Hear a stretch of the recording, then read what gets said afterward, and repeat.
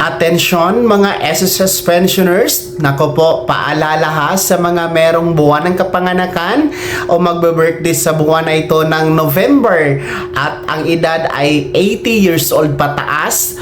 Huwag nyo pong kalimutan na i-comply ang inyong Annual Confirmation of Pensioners or SSS ACOP.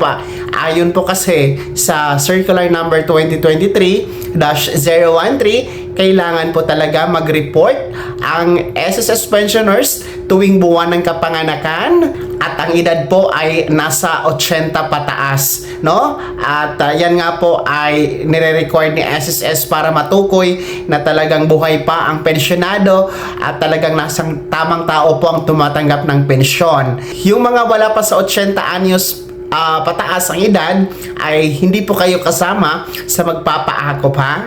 So hanggang sa katapusan po, November 30, maaari kayong mag-akop, no? Whatever kung anong petsa ng birthday ninyo mula November 1 hanggang November 30, dapat talaga magpaakop sa buwan na ito. Tumungo na po sa pinakamalapit na SSS branch sa inyong lugar. Pwede kayo mag-walk-in doon at saka doon kayo mag-fill up ng akop na form. Anyway, libre naman po ang akop na form doon mga ka-vlogs, no?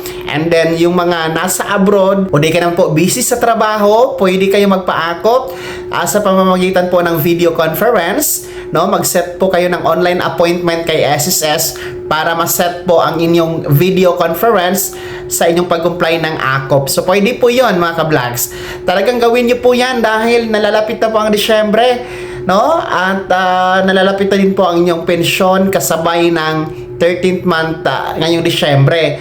Dahil baka hindi nyo po matanggap ang inyong pensyon at 13th month sapagkat hindi kayo nag-comply ng ACOP, no? Dahil pinuputol po yan ni SSS ang inyong pensyon, no? Kapag hindi nagko-comply ng ACOP ang isang merong buwan ng kapanganakan sa buwan na ito at ang edad 80 pataas, baka madamay po ang inyong 13th month, no? Nako po, yan po ang magpapasaya sa atin ngayong Pasko at bagong taon. Kaya wag niyo pong hayaan na madamay po ang 13th month ninyo ha. So comply your ACOP ngayon pa lang po. Today is November 8 pa naman po, and then sa Lunes po bukas ang mga SSS branch nationwide, no? November 10. I-comply nyo na po para tuloy-tuloy ang pagtanggap ng buwan ng pensyon kay SSS at hindi mapuputol mga ka-vlogs.